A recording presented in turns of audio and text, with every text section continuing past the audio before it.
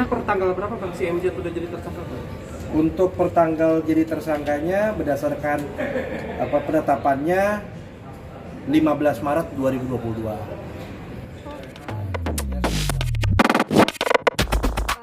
Uci ini so far seperti apa sih kelanjutan kasusnya?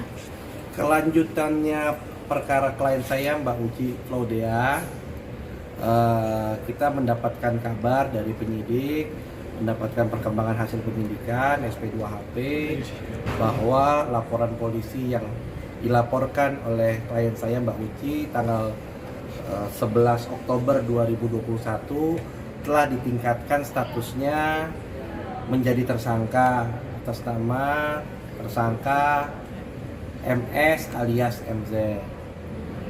Dari informasi diberitahukan kepada saya, hari ini telah diperiksa sebagai tersangka. Jadi itu yang bisa saya update ke teman-teman media, bahwa atas laporan klien saya sudah stepnya maju sampai tersangka. Sama Uci Claudia waktu itu membeli tas yang mana tas itu ternyata tidak sesuai yang diharapkan alias palsu. Atas hal tersebut klien saya membuat laporan polisi di Polrestabes Surabaya. Atas laporan tersebut ada komunikasi yang mana dalam komunikasi tersebut MS alias MZ melakukan WA atau pembicaraan dengan nada ancaman, sehingga kita membuat laporan polisi kaitan pasal 27 ayat 4 Undang-Undang ITE dan atau pasal 335 KUHP. Atas dasar itulah sehingga akhirnya kita membuat laporan polisi di Polda Metro Jaya. Untuk case yang di Surabaya tetap masih berjalan kaitan tas palsunya. Tapi untuk yang di sini kaitan pengancamannya. Per tanggal berapa Bang si MJ sudah jadi tersangka? Untuk pertanggal jadi tersangkanya berdasarkan penetapannya 15 Maret 2022. Katanya sudah dilakukan pemanggilan dan hari ini saya dengar infonya sudah diperiksa semuanya. Tanggapan Ica sendiri seperti apa? Tanggapan Mbak Uci, Uci. ya beliau menyampaikan terima kasih sudah menginformasikan kepada kepada beliau, dan beliau meminta saya untuk mengawal kasus ini sampai ke meja hijau. Bang, mungkin sebelum jadi TSK ini mungkin pihak MZ ada etikat baik Ya. untuk meminta maaf mungkin untuk Iya. berdamai. Tadi saya diinformasikan juga oleh penyidik bahwa ada surat juga yang dikirimkan Mbak MS yang tembusannya kepada saya, kepada Mbak Uci maksudnya, dan saya sebagai kuasa hukumnya, dan saya dikirimi juga sama pengacaranya permintaan maaf dan meminta perkara ini diselesaikan secara restoratif justice, artinya diselesaikan secara kekeluargaan. Tapi sampai sejauh ini klien saya belum ada upaya ke sana karena klien saya posisinya di Surabaya. Tapi yang disampaikan klien saya minta perkara ini dilanjutkan. Tapi nanti bagaimana perkembangannya, apakah nanti bisa diselesaikan atau tidak, kita lihat nanti ke depan. Bang, tas yang dituduhkan itu palsu sudah dikembalikan atau Masih ada di tangan. Untuk tas itu kan kaitannya laporan polisi di Surabaya. Informasi yang saya dapatkan, kan saya tidak mengikuti yang di Polrestabes ya.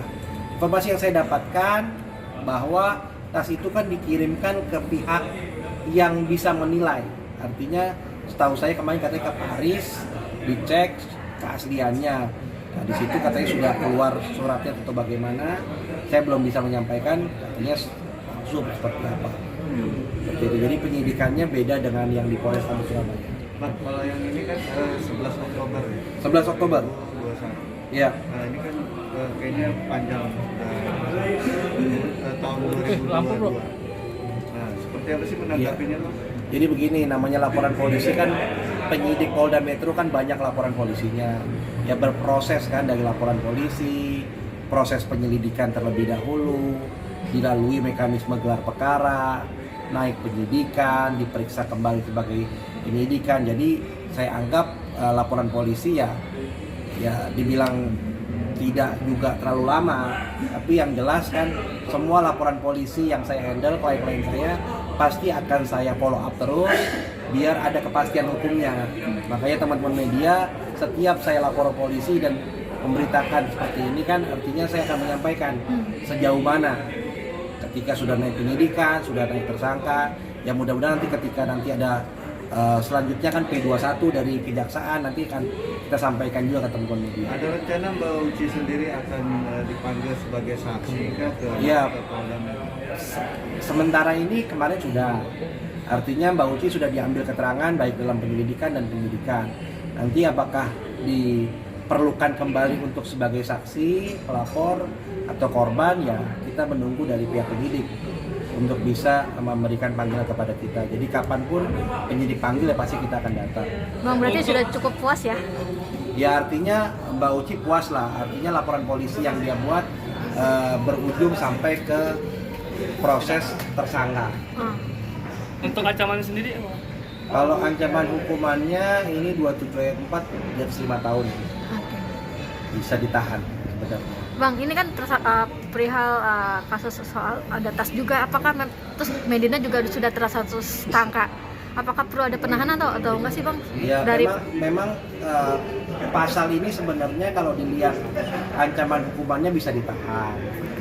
Tapi karena kepolisian menerapkan kalau undang-undang ITE kalau ada permintaan maaf tidak bisa tidak ditahan, ya kita menghargai apa yang dilakukan kepolisian.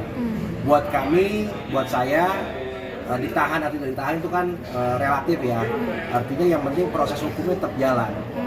Nanti bagaimana putusan pengadilan, bagaimana nanti pihak kejaksaan melakukan haknya, karena di kepolisian dan kejaksaan kan beda. Mereka masing-masing mempunyai hak. Tapi kalau di kepolisian sudah ada edarannya Kapolri untuk undang-undang ITE kaitannya seperti ini. Kalau ada permintaan maaf sudah dilakukan penahanan. Pak, sempat sesudah adanya laporan ke MZ, MZ sendiri membantah bahwasanya Mbak Uci duluan yang mengawal atau mengawali permasalahan cekcok di media sosial. Ya kita sih menghormati aja apa yang disampaikan pihak sebelah sana. Apapun itu, yang jelas laporan polisi kita sudah kita laporkan dan faktanya seperti ini, ditetapkan sebagai tersangka. Oke, thank you.